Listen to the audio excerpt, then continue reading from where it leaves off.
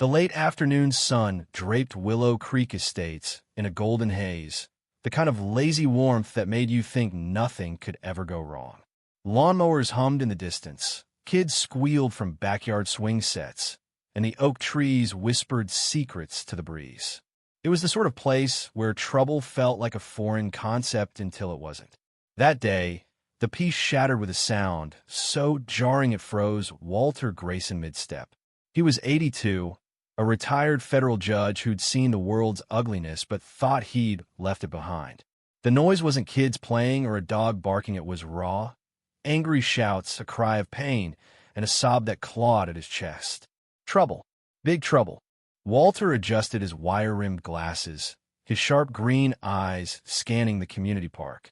He'd walked this path every day since moving here after his wife, Clara, passed. The park was Willow Creek's pride, a green oasis of winding trails and shaded picnic spots. The sounds came from the Sycamore Grove, a quiet corner where local teens liked to hang out. Walter moved deliberately, his frail frame hiding a surge of adrenaline. As he rounded a thicket of blooming azaleas, the scene hit him like a punch. Two uniformed HOA security guards, men he knew and distrusted, were terrorizing a group of kids. The guards were Carl Mercer, a hulking brute who ran the HOA's beefed-up security like his personal fiefdom, and his sidekick Eddie Vance, a wiry guy who mimicked Mercer's every move. They loomed over four teenagers Walter recognized not just faces, but kids he'd chatted with on his walks. There was Ethan Harper, 16, whip-smart and quick-witted, Nav-VY gating his sleek wheelchair with a defiance that dared the world to slow him down. Next to him, Sophie Miller, 15, her Down syndrome, making her a neighborhood sweetheart, trembled, clutching Ethan's arm. Lila Chun, 14, autistic and soft-spoken, rocked back and forth, hands over her ears, her face twisted in distress. And Isabella Torres, 17, a diabetic girl with a shy smile, looked ready to cry, her eyes wide with fear. These kids were harmless, meeting here daily to talk, laugh, and lean on each other. Mercer's voice boomed, his face red and sneering. No loitering, you brats. This part's for decent folks, not troublemakers dragging down our property values. He jabbed a finger at a small speaker on the grass, its faint pop song barely audible. Ethan, voice steady but tight, shot back. We're residents, Mr. Mercer. We live on Elm Street. We're just hanging out, not hurting anyone. Mercer scoffed. Hanging out? Blasting that noise more like, this spot's for HOA events only. Got a permit for this little circus. The word circus was a deliberate jab, cruel and pointed. Sophie whimpered, it's happy music, her voice shaking. Mercer's cold eyes locked on her. Got something to say? Were you just here to stand out? The venom in his tone was sickening. Lila, overwhelmed, let out a soft huma, coping mechanism Walter had seen before. Mercer whirled on her. What's that? Mocking me? He stepped toward her, towering.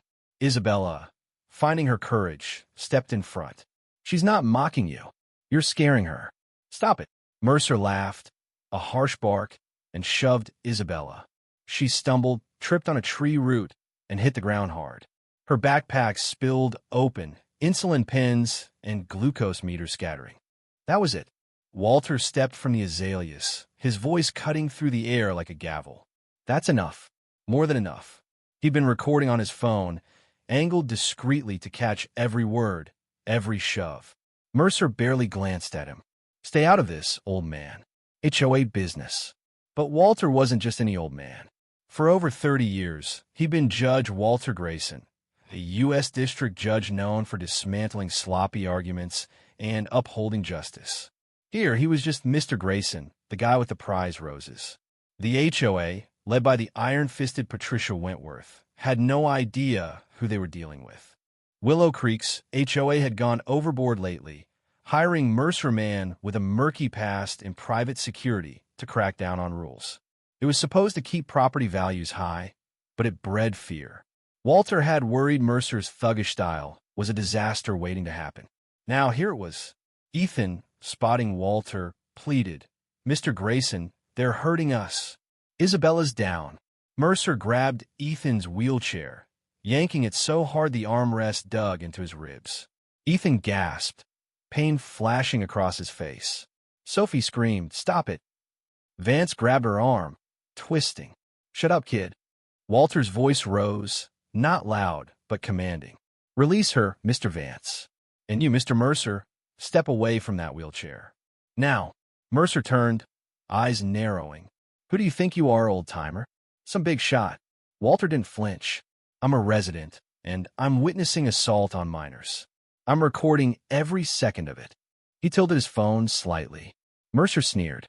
"Your little VY Deo doesn't scare me. We're the law here." He shoved Ethan's chair again, nearly tipping it. Lila, pushed past her limit, bolted toward the woods. Mercer yelled, "Get back here," and started after her, Vance dragging Sophie along. Walter stepped into Mercer's path, unyielding. "She's terrified. You're causing harm." Mercer shoved him hard, jarring Walter's old bones. He stumbled but stood firm, phone still recording. Sophie sobbed. Ethan grimaced, and Isabella struggled to rise. Walter's voice turned icy. "You will regret this, gentlemen." Mercer laughed. "What? You gonna tattle to the HOA? Patricia loves me. I'm her muscle." Walter stopped recording, pocketing his phone with a calm that hid his fury. "You've made yourself clear, Mr. Mercer." To Isabella, he softened. "I'll call the police, dear, but I'm not sure they'll listen to an old man like me." He wanted Mercer to think him powerless. Kneeling by Isabella, Walter helped gather her insulin, his mind racing. Police, paramedics, yes, but this was bigger. The HOA had crossed a line, and Judge Grayson knew how to hit back. Sirens soon wailed, followed by an ambulance. Isabella had a sprained ankle and spiking blood sugar. Ethan, later at the hospital, had 2 cracked ribs. Sophie was traumatized. Lila found scratched and silent in the woods. Walter handed the police his VY Deo, noting their caution around the powerful HOA. Mercer and Vance spun lies about defiant kids and maintaining order. Patricia Wentworth swept in, all fake concern, backing her guards as professionals. Walter faced her, his voice low but lethal. "There's no misunderstanding, Mrs. Wentworth. I saw your men assault disabled children. The Department of Justice will hear about this." Her composure cracked. "The DOJ? For a park spat." Walter's smile was cold. "CIVYL rights don't stop at your gates. As a federal judge for 30 years, I know when the law's been broken. This is that time." The words federal judge hit like a bomb. Mercer and Vance's smirks vanished. The HOA unraveled fast. Lawyers scrambled. Board meetings turned chaotic. Mercer and Vance were suspended, though Wentworth called it leave. Residents, enraged by Walter's leaked VY DNO VY Rawl, demanded answers. At a packed community meeting, Ethan's dad, Mark Harper, roared, "My son's got broken ribs because of your goons." Walter stood, his voice filling the room.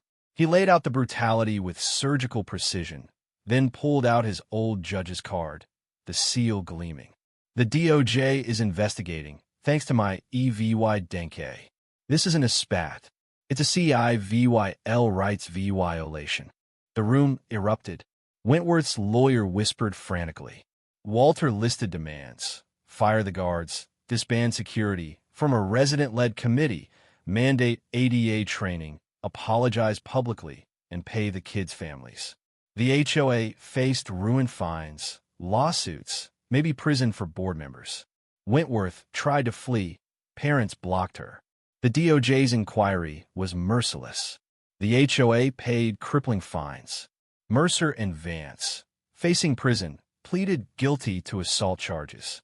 Security was scrapped, replaced by a committee including Ethan, Sophie, Lila, and Isabella. Wentworth resigned in shame, replaced by reformers. The HOA apologized, settling with the families. The park became the kids' haven again. Ethan spoke at a town hall, earning cheers for his call for disability rights.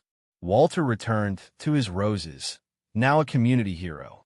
The kids' laughter under the sycamore tree was proof justice had won. But what do you think? Was Walter right to wield his past power, or should he have stayed out of it? Could the HOA have reformed without federal hammer? Should Mercer and Vance have faced harsher punishment, Or was their plea deal fair? Drop your thoughts below, hit that like button, and subscribe for more stories that spark debate.